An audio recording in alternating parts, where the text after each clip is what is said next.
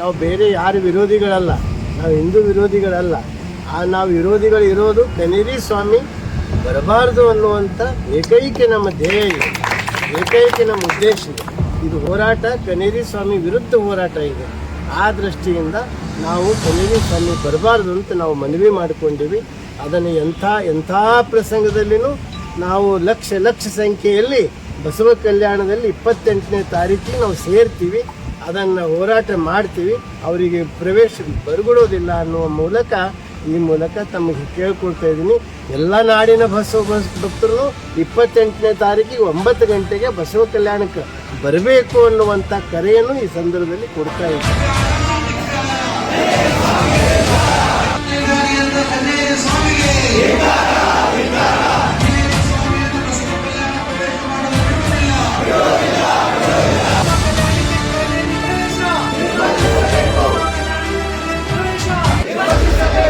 ಒಂದು ಗುರಿನ ಬಿಟ್ಕೊಳ್ಳೋಣ, ಆ ಕನೇರಿ ಸ್ವಾಮಿ ಬರಲಾರ್ದಂಗ ಮಾಡೋಣ. ಎಂಥ ಪ್ರಸಂಗ ಬರಲಿ ಕಲ್ಯಾಣದಲ್ಲಿ ನ ಭೂತೋ ನ ಭವಿಷ್ಯ ಅನ್ನುವಂಗ ನಾವೆಲ್ಲರೂ ಅಲ್ಲಿ ಹೋಗಿ ಸೇರಂತ ಮಾಡೋಣ ಅನ್ನುವಂಥ ಮಾತನ್ನ ಹೇಳಿ ಅವರ ನೇತೃತ್ವದಲ್ಲಿ ಮನವಿ ಪತ್ರವನ್ನು ತಂದಿದ್ದೇವೆ. ಬರುವ ಜೂನ್ 28ರಂದು ಬಸವಣ್ಣನ ಭಕ್ತರಿಗೆ ತಾಲಿಬಾನಿ ಅಂತ ಆಗಿರುವಂತಹ ಸ್ವಾಮೀಜಿ ಬಸವ ಕಲ್ಯಾಣ ಬರ್ತಾ ಇದ್ದಾರೆ. ಅವರನ್ನ ಬರ್ಲಿಕ್ಕೆ ಪ್ರವೇಶ ಮಾಡ್ಲಿಕ್ಕೆ ಅವಕಾಶ ಕೊಡಬಾರದು. ತಾಲಿಬಾನಿ ಅಂತ ನಮ್ಮ ಎಲ್ಲ ಬಸವ ಭಕ್ತರಿಗೊಂದು ಮನವೊಲಿಸಿದ್ದಾರೆ. ಮತ್ತ ಬಸವ ಪೂಜೆಗೆಲ್ಲ ಅವಾಚ್ಯ ಶಬ್ದಗಳನ್ನು ಬೇದು ಸುಪ್ರೀಂ ಕೋರ್ಟ್ ಅವರಿಗೆ ಛೀಮಾರಿ ಹಾಕಿದೆ. ಅಂತ ವ್ಯಕ್ತಿ ಬಸವಣ್ಣನವರ ಪವಿತ್ರನೆಲ್ಲ ಈ ಒಂದು ಧರ್ಮಕ್ಷೇತ್ರಕ್ಕೆ ಹುಟ್ಟಬಾರದು ಅನ್ನುವ ಒಂದು ಮನವಿಯನ್ನು ನಾವು ಜಿಲ್ಲಾಡಳಿತಕ್ಕೆ ಈಗಾಗಲೇ ಅವರಿಗೆ ಬೇರೆ ಜಿಲ್ಲೆಗಳಲ್ಲೆಲ್ಲ ನಿರ್ಬಂಧ ಆಗಿದೆ. ಫೋಟೋ ತಗೋರಿ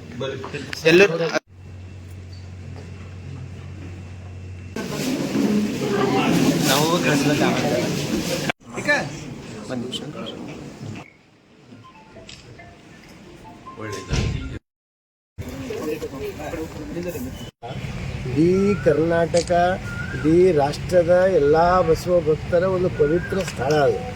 ಅಂಥ ಸ್ಥಳದಲ್ಲಿ ಬಸವ ತತ್ವವನ್ನು ಅವ್ರ ಪೂರ್ತಿಯನ್ನು ಇದನ್ನು ಮಾಡಬೇಕು, ಅದನ್ನು ಮುಗಿಸ್ಬಿಡಬೇಕು ಅಂತ ತಿಳ್ಕೊಂಡು ಬಸವ ತತ್ವ ಪ್ರಚಾರ ಮಾಡುವಂಥ ಗುರುಗಳನ್ನು, ಸ್ವಾಮೀಜಿಯವರನ್ನು ಅವರಿಗೆ ಯಾವ ರೀತಿ ಶಬ್ದದಲ್ಲಿ ಬೇಯ್ದಿದ್ದಾರೆ ಅಂದರೆ ನಾವು ಬಾಯಿಂದ ನುಡಿಲಿಕ್ಕೆ ಬರಲ್ಲ, ಮೆಟ್ಟಿಲು ಹೊಡಿಬೇಕು. ಮತ್ತು ಅಷ್ಟೇ ಅಲ್ಲ, ತಾಲಿಬಾನಿಗಳು ಇಂಥ ಇನ್ನೂ ಶಬ್ದಗಳಿವೆ, ನಾವು ಅನ್ನಬಾರ್ದದು, ಅದು ಅನ್ನಂಗೂ ಇಲ್ಲ. ಇಂಥವೆಲ್ಲ ಶಬ್ದ ಅಂದ ಕಡೆಯಿಂದ ಸುಪ್ರೀಂ ಕೋರ್ಟ್ ಛೀಮಾರಿ ಹಾಕ್ತು. ಆದ್ರೂ ಅವರು ತಮ್ಮ ವೃತ್ತಿ ಬಿಡ್ತಾ ಇಲ್ಲ.